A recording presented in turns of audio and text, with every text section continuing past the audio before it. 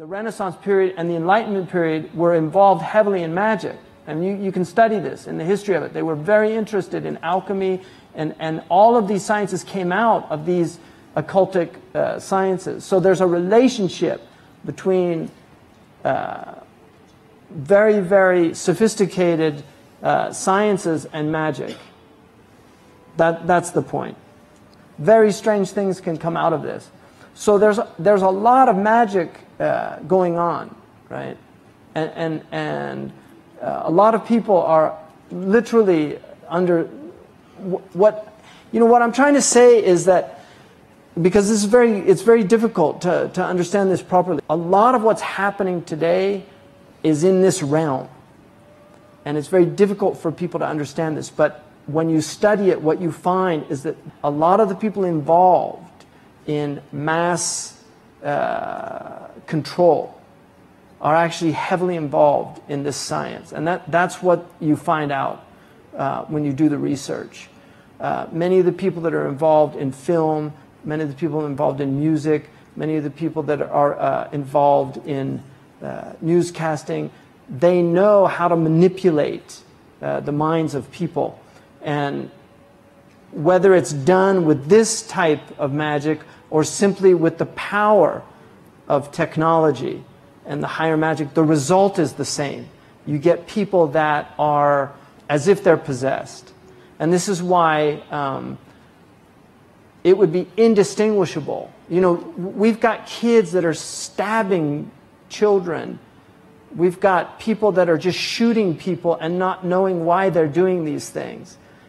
And this is coming out of a culture that is really, really profoundly disturbed in its essence.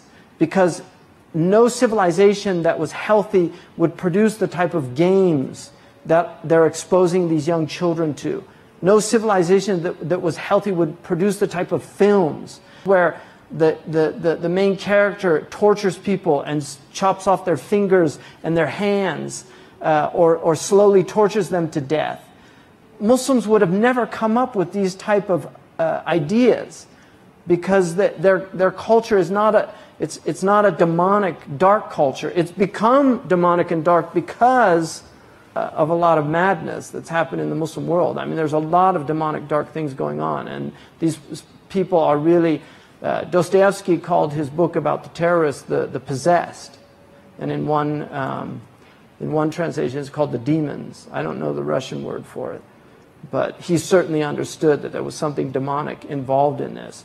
It's difficult for people to deal with this stuff, but when you actually find out about the characters that were involved in producing a lot of this technology, and you read the history of it, you find that they were really involved in a lot of these things, which is very strange. And when you see the result that these things have on people and the effect that they have on them. So Arthur C. Clarke, who said that advanced technology becomes indistinguishable from magic, was involved in magic. He was involved in numerology. It's very strange that they place these satellites at 22,000 feet, because those are their numbers: 11, 22, 33. They like multiples of 11 and things like this. But these things are real, and jadoo, whatever you want to call it, it's real. And I'll tell you something just personally. For me, I didn't really give a lot of this credence because I wasn't raised like this. I mean, my father was a college professor. I certainly wasn't raised with the idea, like magic was something, you know, I thought magic was pulling rabbits out of hats and things like that. When I became Muslim and I heard all these things, and in the last few years, it's become much clearer to me how much this is actually a force working in the world. And it makes much more sense to me now why there are so many hadiths and so many protective du'as against this stuff. You know, this is evil. And also, you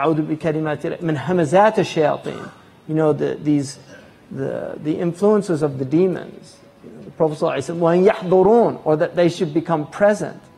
You know, so the demonic realm is real. And there are people, unfortunately, that are actively involved in attempting to bring that realm into this realm. And this is where it gets very strange. And they're certainly into numerology. It's a big thing with these people. So he's warning us and saying that this is madhmum. So that's a harmful knowledge. The second reason he said is that that is harming other people. So the knowledge is used to harm other people. We've got pedophiles, we've got rapists, we've got sociopaths, and these people are demonic people. And Imam al-Ghazali says that they've actually given the shayateen al-Jinn a rest.